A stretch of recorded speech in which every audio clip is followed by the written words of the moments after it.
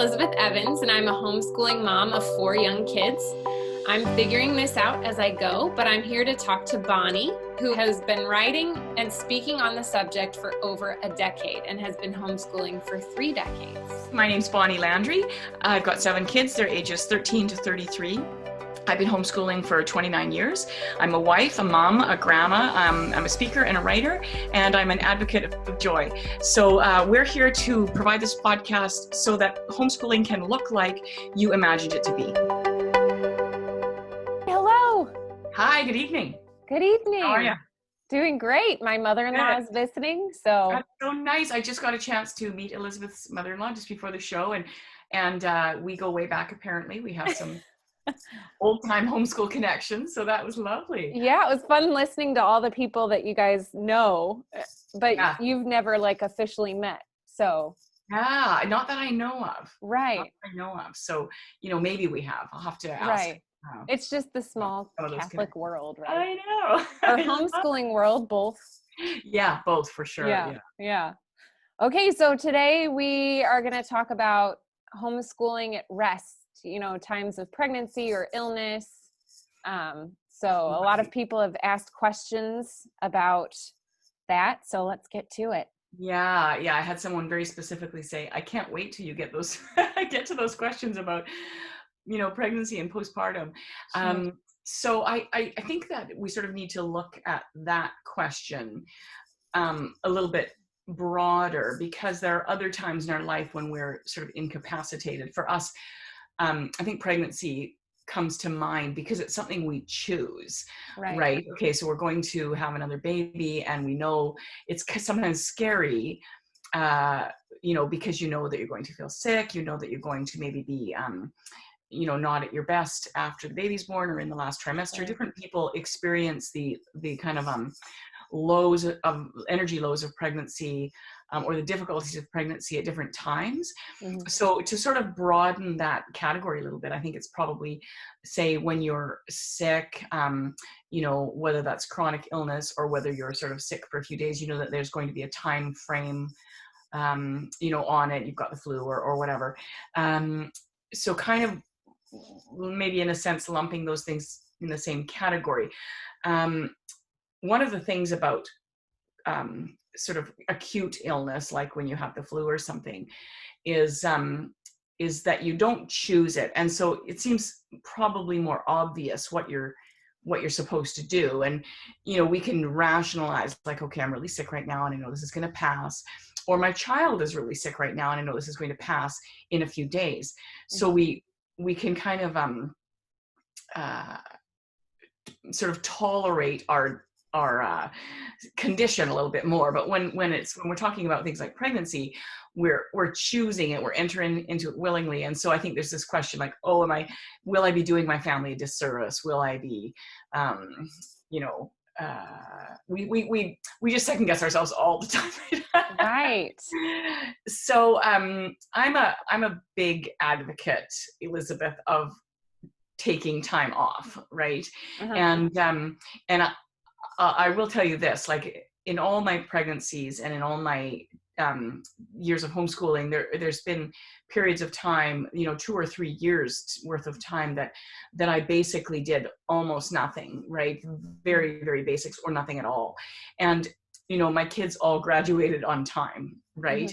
Mm-hmm. It didn't affect the family adversely, right? In the larger picture, but it's easy to get caught up in the details. So for me personally, the hardest part of pregnancy was morning sickness, right? Sure. And I found it almost impossible to do anything, in those 6 or 8 weeks where I felt really sick. And so, after my first couple of babies, I realized, okay, I just have to not really do anything, right? Yeah. And if I can just kind of get through the day and not be miserable with everybody, that's, I have to look at that as a success. Yeah. But on sort of a really pragmatic level, I think that there's a few things that we can do to prepare for those circumstances, prepare for pregnancy, prepare for illness and whatever. One of them is to keep your expectations of yourself and your family really, really low. Mm-hmm. Right? Like rock bottom expectations. Yeah. You know, and that's hard for most of us, right? We Sure. don't want the house to be messy. We don't want our kids to be, you know, feral. You know, Right. we sort of Although mine already are. yeah, I know. Yeah. It's good. Feral is, we should give feral more credit, really. Um, but so allowing ourselves to lower the expectations that we would normally have of ourselves or our family is just okay in those Sure. moments, right? But that said, that can also sort of depress us in a sense, right? You know, so I Yeah. mean, for example, like if you lowered your expectations and thought, okay, you know, all I'm going to do is worry about, you know, the dishes and dinner, and those are the only two tasks, and well, how's your life going to fall apart, right? Right. You know, I mean, for me, that would be, I'd get backed up on the laundry. The beds wouldn't get made. You know, Dishes in every, the sink. yeah, exactly. Right. So, you know, so that's going to look like it might also be a bit depressing. So I think one of the most practical things that we can do is actually just simplify our lives. Right. Mm-hmm. So there's ways of simplifying your life, big picture, right? And I think there's ways of simplifying your life in the moment. So do you think it would be a good idea to sort of address both of those things? Sure. Yeah. Okay, because uh you know, I mean, we can choose to not care for a few days if we have the flu. We can choose that. But, you know, to not care for 6 weeks or to not care for the next 3 months or whatever, that's a kind of a different story, right? Because Sure. things are going to get pretty out of control over an extended period of time. Um, so in the moment, if we're dealing with, you know, okay, I just have to get through these next few days while I'm ill, in the moment, what are some things I can do to simplify? Well, you know, clearly, the things that take up our time, like the laundry. Okay, laundry could back up for a few days. It's going to take you 2 or 3 days to catch up, but laundry could back up for a few days. Wouldn't be a big deal. You know, dishes even could back up for a few days. You could also do takeout, Yeah. right? That's one way of simplifying your life. Paper plates. Paper, absolutely. You know, we've come to the conclusion that we should always have paper plates on hand, Sure. right? Just because you never know, right? Right. And so having paper plates on hand means that if somebody says, oh, you know, can I bring, this is a classic thing my son does from university, can I bring 10 friends home this weekend? Right? Yes, you can. Okay, I want to have my door open like that. So that means maybe we have hot dogs for one of those meals or two of those meals. But, you know, if you're ill and your husband has to go to work and, you know, we have to feed the children, what are some really easy things we can do to do that? So, you know, can you pick up a few things that could go in the freezer? Could you pick up some whole wheat buns? We'll have hot dogs Right. one night. You know, how can I simplify things? You know, can you pick a few things up from the deli or Sure. some fish sticks or whatever? And okay, yeah, for these few days, it's not going to kill my kids to not eat in the ideal way that we normally do in our thoughtful parenting lives. Right. You know, because I think most of us do. You know, we're thoughtful parents. We want to feed our kids well. If they miss out on a few vegetables, it's not really that big of a deal. So, any other thoughts on how you can really simplify your life in the short term if it's just a matter of a few days? Um, I think, and this is always my issue, I can't ask for help. I am not good at that. I don't want to put other people out. Right. But I'm told all the time, and I think it's prudent to share with other people, don't be afraid to ask for help.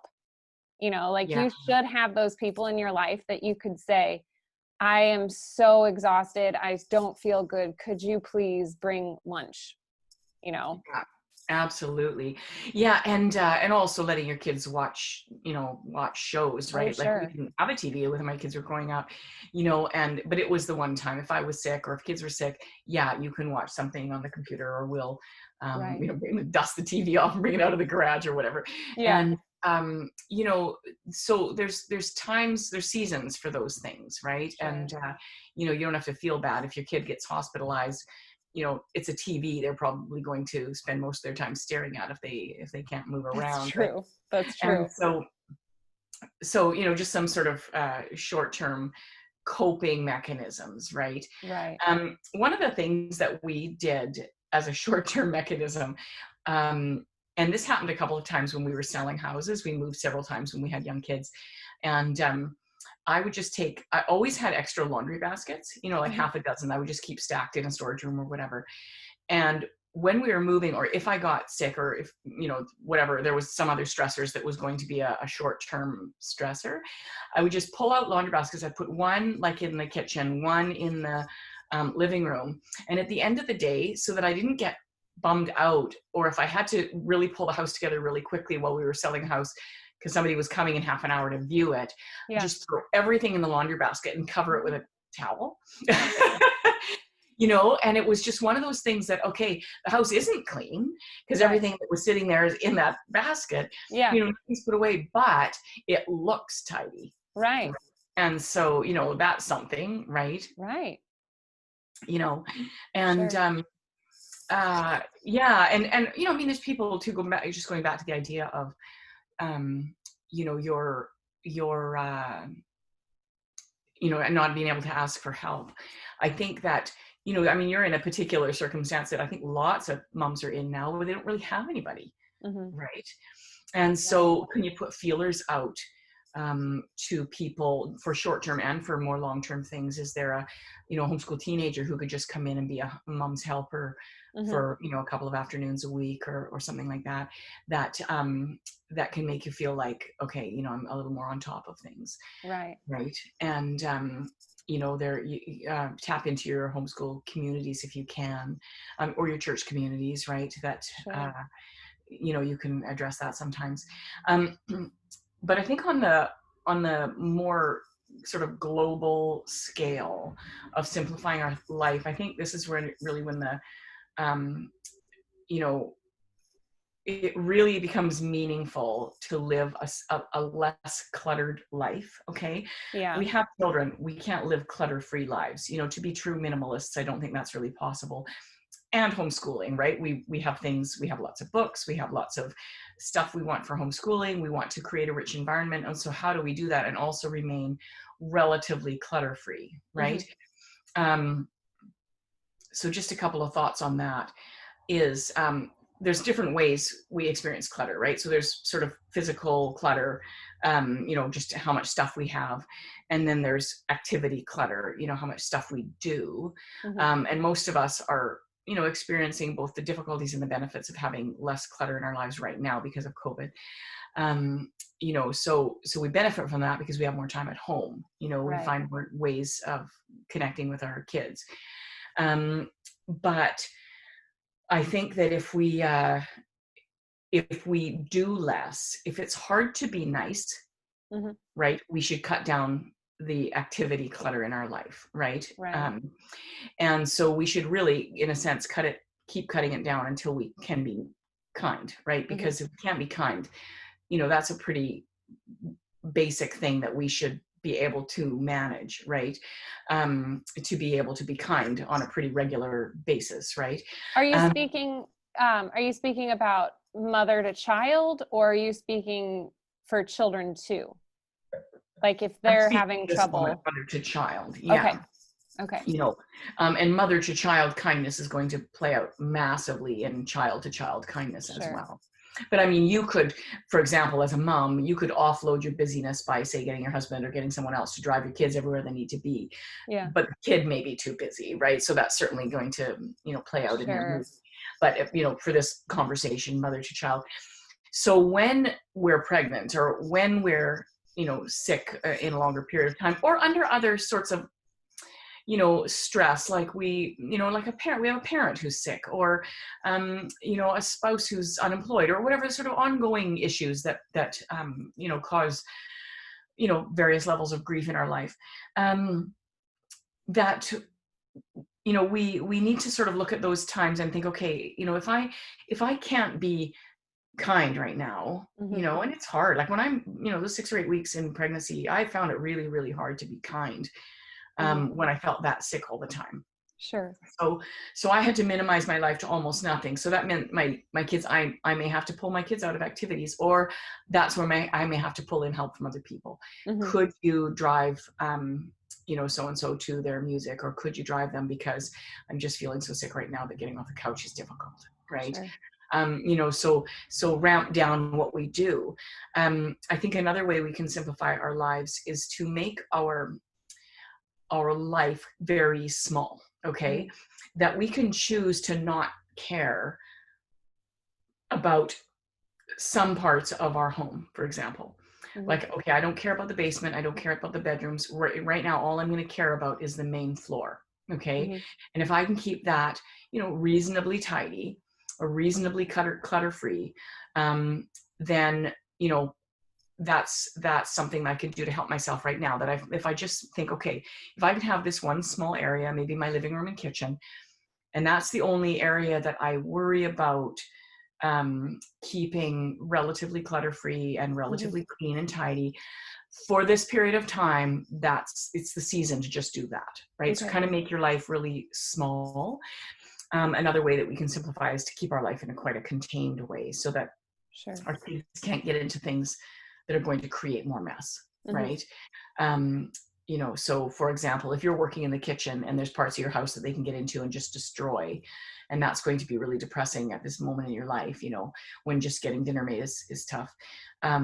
Make it so that they're trapped in the kitchen with you, like with baby gates or hooks on doors or whatever. But, it's okay to trap them. Yeah. If that makes your life easier, right? Yeah. Sure. So those are just some thoughts on, kind of simplifying your life. And again, approaching a big project like simplifying your life when you've just found out you're pregnant, that you're headed for some difficult times, it's not the time to do it, right? But it might be the time to start thinking about it and tackle it in small ways that, when you can. There's another thing too. This is just, perfectionism there's no place for perfectionism in family life. Okay. And there's a great quote. My daughter shared this with me a couple of years ago. Perfection is the enemy of done. And so, I think that's so true. And, if we try to do something perfectly, whether that's homeschooling or providing the perfect meal instead of a just a meal that's going to, fill the void, that if we're trying to do it perfectly, that we're setting ourselves up for failure. And so sometimes we have to look at done and not perfect, right? Right. Most of the time, I think. Right. Yeah. So any other sort of thoughts on that particular question and the various tangents it could go on? Like, well, how would that look? So in terms of actually schooling, would you say if you need 6 weeks off, then take it? It's not going to be a big deal. Yeah, I would. Now, of course, if you have high schoolers, they might need to be, keeping on track a little bit more with the courses that they are using a textbook for, like math or their science, but they're also usually pretty capable of doing that on their own. Right. And so, if my kids got to that age, then that would be certainly a time when, they'd be doing the things that they could do on their own, like all things, even if they're 10 and there's certain things they do on their own, then let them do that on their own. But in terms of mom involvement, if it's going to take a lot of energy for you to execute, it's okay to take, periods of time off, right? You can either make it up. The kids will learn without you. Like if you provide a rich learning environment, kids will always learn without you. So during my times of, sort of fragility, like pregnancy, that, we would just ramp it right back. I would read to the kids. I would, ask them to do the things they could do on their own. And, we would just kind of step everything back, right? Yeah. If I was going to be, we had a couple of crisis years. If I was going to be, there was crisis was going to last some indeterminate period of time, then okay, how do I manage that? Do I ask an older child to help a younger child with their math? Do I decide, okay, we're going to address different aspects of math that I can just be laying on the couch and you can, bring your little workbook to me, or we can talk about time, or we can talk about fractions. It's just maybe more verbal and less paperwork that I need to be up and sitting beside you for. Sure. but very, very ramped back. And again, if somebody else offers to take your kids for an afternoon, by all means do that, right? Okay. Yeah, as I'm listening to you, I'm realizing I have not yet taught during pregnancy, because my daughter's almost 2 and my son was, I think he was just in first grade when I had 3 months left of pregnancy, which is kind of like the easy time of pregnancy to some extent. Yeah. So I haven't had to teach through morning sickness yet. So Right. Yeah. we'll see if God blesses us with any more. I guess I'll find out. Yeah. So then the questions will ramp up for sure. Right. So that's a whole sort of other challenge, and a more challenging because you're entering into it, willingly. And so, I remember, like, for me, the most difficult time of pregnancy was always morning sickness. So the first trimester I would really dread. And, even though, however badly I wanted to be pregnant, as soon as I was pregnant, I think, what have I done? What have I done? Just be worried about what that was going to look like. Yeah. When I had morning sickness, and then, after 2 or 3 times through that, you think, okay, you know what, it just doesn't matter, right? Right. It doesn't matter.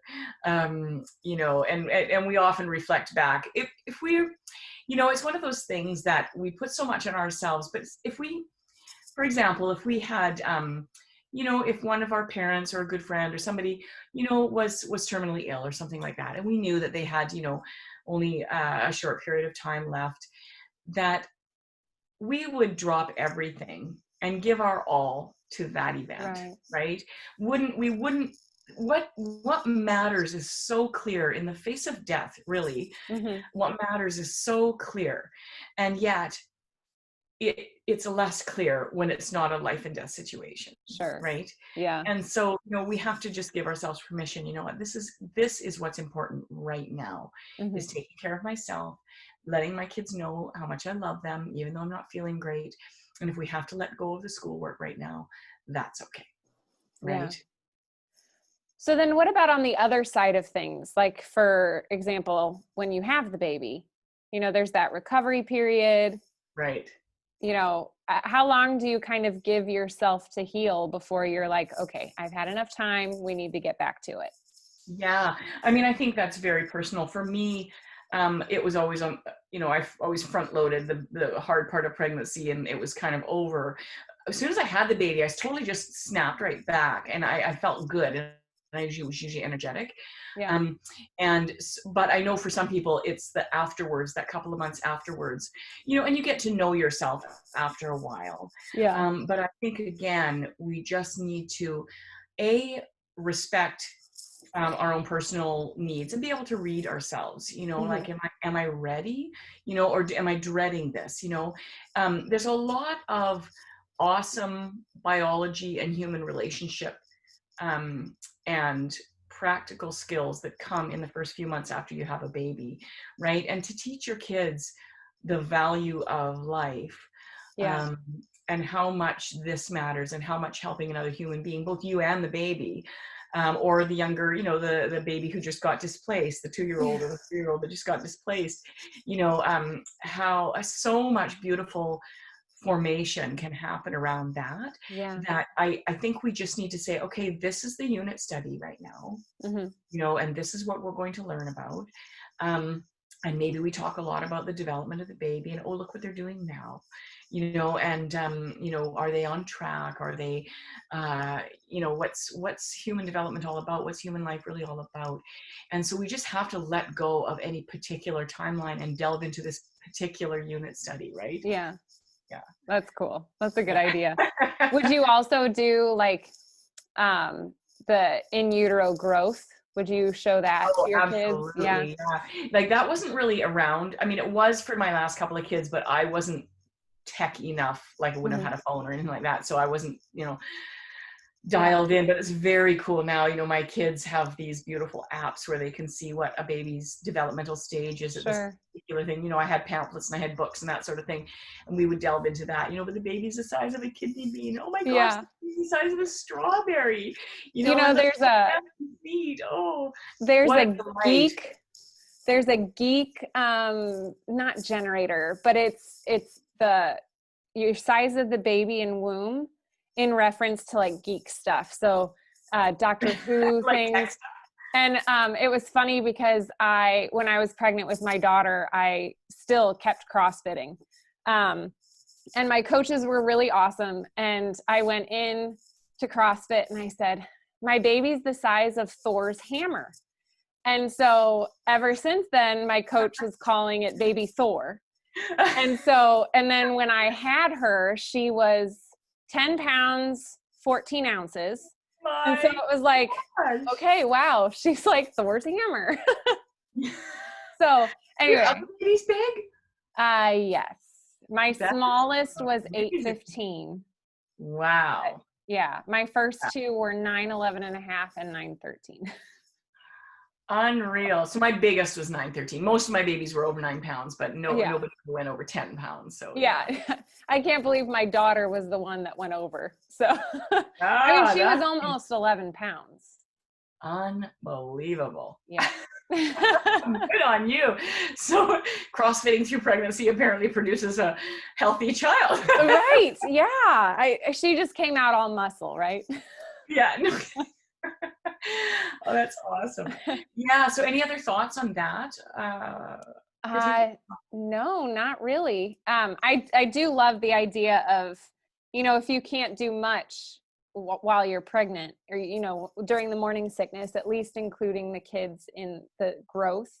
I think that's great. And that's learning enough. And a friend of mine from California actually had this really cool it's something egg. It's like life size. It's an egg shaped diorama almost of what a baby looks like in the womb. No And I way. forget what it's called. And I don't even think you can get them anymore, but they were on Amazon. And I'll see if I can find it because it was really cool. Oh, no doubt. Yeah, there's a lot of really good stuff out there for science study. You know, when you just do biology. Oh, there was something else I was going to say. It slipped my mind. I'll think of it if it comes back to me. Oh, I know. You know, I think one of the questions was around the idea: what if you're too sick even to read? Right? Right. Lay That on the couch happens. and listen to audiobooks. Oh, that's a good idea. Right? That's You a know, really I good mean, idea. just know that's a beautiful gift. What a gift that, you know, sort of modern technology has brought us, you know, Mhm. so why not? And have your pause button handy if you want to stop and chat with your kids about something to do with the audiobook, or just, you know, and also watching things like documentaries, or, you know, historically significant movies, or, you know, Sure. just movies that are really good for discussion, you know, like what was that movie about emotions? It was a Oh, Pixar. Inside Out? Inside Out. You know, what a Yeah. great discussion movie for kids, you It's know? that one's so Um, sweet. yeah. And so many possibilities, right, that we could. By the way, there's a homeschooling Facebook page called Homeschooling with Netflix. That's a Oh, pretty cool homeschooling that's page. really cool. Yeah, so that might be something worthwhile. I'll pop that in the show notes, and but that'd be worthwhile. Yeah, and if there's anything in our conversation that I think, okay, these are great resources that you could use if you were sick. These are great. Here's a great Yeah. movie list. Here's a great audiobook suggestions or whatever. I'll pop those in the show notes as well. Yeah. Yeah. That'd be great. Yeah. Yeah. Okay. Well then on that note, what would you say are your family's most impactful read alouds?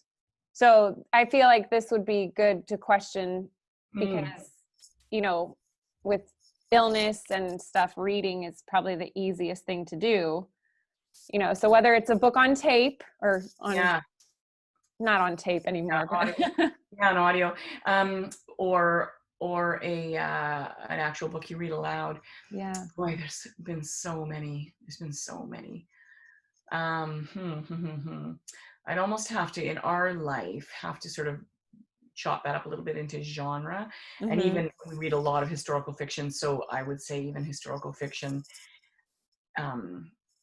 time frames.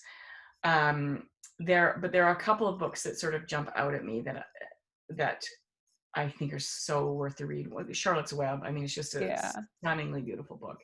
And also The Trumpet of the Swan, which is by the same author, E.B. White. Okay. Just a fantastic book and very funny and thought-provoking for adults as well as kids, like Charlotte's Mm-hmm. Web. There's an author that we adore, and I would say her books definitely fall into our, top 50. How do I define that? So our top, her name is Elizabeth George Spear. Okay. She has a beautiful book called The Bronze Bow. She has another one called The Witch of Blackbird Pond, Okay. and another one called, I think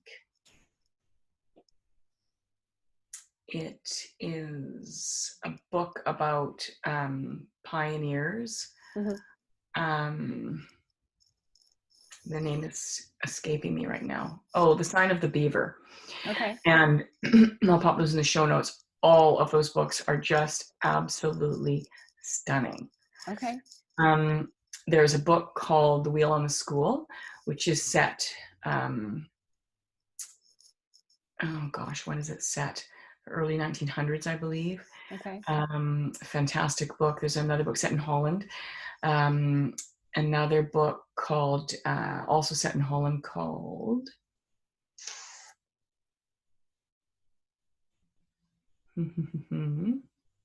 There's a Day on Skates. That no. one's a little shorter. These are all novels. Okay. And I will try and find the name of it. I'm sorry, I'm just not pulling it up right now. I've done pretty good without notes here to pull up all the books. I have such a bad memory. But it's also something to do with a windmill. I'll think of it. But set in World War II and about the life of a family in Holland during World War II. Just a stunning book. In storybooks, I mean, we've shared some of our favorite storybooks. Right. There's a book called Something from Nothing that I cannot read without weeping. There's also my favorite author, Tommy De Paula, is, his books are all really incredible books. The one that probably was the most meaningful to me was Clown of God, which I think that when we did that episode, I'll put that in the show notes, the episode that we did just on our favorite storybooks. Yeah. That was early on in the first few episodes. And we both brought Clown of God, did we not? Was that? Yeah, we did. Yeah. And The Three Trees, The Tale of the Three Trees. Yeah. Anything by Jan Brett. Really meaningful books in terms of discussion and having an impact on our lives. Dr. Seuss, anything by Dr. Seuss. We have so many Seuss-isms, but of course on a much lighter scale. Right. Yeah. Yeah, if there's any others that come to mind, I'll certainly pop them in the show notes as well. But I would say those are the ones that kind of light up for me. Right. Okay. Yeah. How about you? What about your most impactful books? Oh, well, we actually did just finish Charlotte's Web and loved it. That was a good one. And we're kind of just getting into the read aloud of the novels with my kids. So when you ask me that, I immediately think of what I read growing up. And I was a big Harry Potter fan. Those books actually got me reading again because I wouldn't read for the longest time. Yeah. But I like historical fiction. I like Number the Stars. Was good. And Lois Lowry, I think that's Lois Lowry. Yeah. The Giver, also a beautiful book. Yeah. My mother-in-law just got us that one. I haven't read it yet, but I'm looking forward to it. Oh, of course, Lord of the Rings and The Hobbit. Right. That sort of genre. Yeah. Narnia. Oh my gosh. Okay, now they're all coming back. Right. Yeah. We really, really love The Adventures of Winnie the Pooh. Yeah. Oh, it's kind of like in between a novel and children's picture book. Yeah. But that book makes me laugh. It's so funny. and just like in an endearing way. Oh yeah, it's so much written for adults as well as children, right? Which I think Right. probably overall are my more favorite Yeah. books. That are the ones that really resonate with me. Right. Another book that is not one read aloud for children. Well, I mean, I read it to my kids aloud. I edited, so it depends on your comfort level, I guess. Is To Kill a Mockingbird. It's my favorite American novel. Oh, that one's so good. Absolutely love it. And on many levels, it was mostly sort of the beautiful blend of sort of humor and pathos. It's the storyline is about a rape case where a Black American man is accused of a rape that he did not commit. And so it's a lot about racism, sort of very timely right now, I think. Mm-hmm. A lot about racism, but a lot about the just human relationships. Yeah. And that book, because it was about sexual assault, I would just put in the word attacked, right, whenever that was appropriate to do so, and Sure. sort of altered it slightly. But I read it to fairly young kids as a read aloud, and I would talk to my older kids about the issues. But that was a book that just really resonated with me personally. Yeah, that's a good one. Well, then Yeah. also classics like Swiss Family Robinson, Tom Sawyer, and then Huck Finn. Little House on the Prairie, yeah. Yeah. Oh, the Little House on the Prairie books I just adore. Yeah. And then one that I wish was around when I was a kid, and I think I shared, it's The Guardians of Childhood by William Joyce. And he has they're so good. It's the St. Nicholas, the Easter Bunny, Tooth Fairy, Sandman, and then Jack Frost. So those books are just, they're so beautiful, and I just love them. So okay, cool. Those are good. Yeah. Well, so how are we doing? Are there more questions, or should we leave whatever questions are till next time, or how are we? Yeah, we can leave them for next time. That's it for now. Okay, so I wanted to mention a couple of things.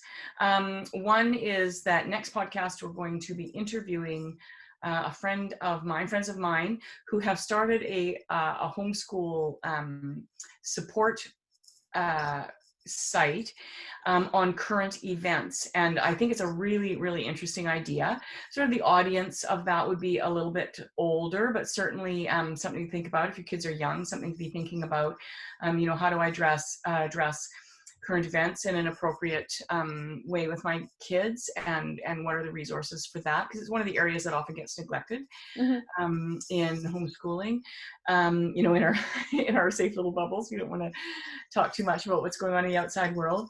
And the other thing is, we wanted to invite or sort of put a potential invitation out there. If anybody would like to bring their questions on the show, you would have to be okay with being on YouTube as well as on audio on our podcast, because we do both.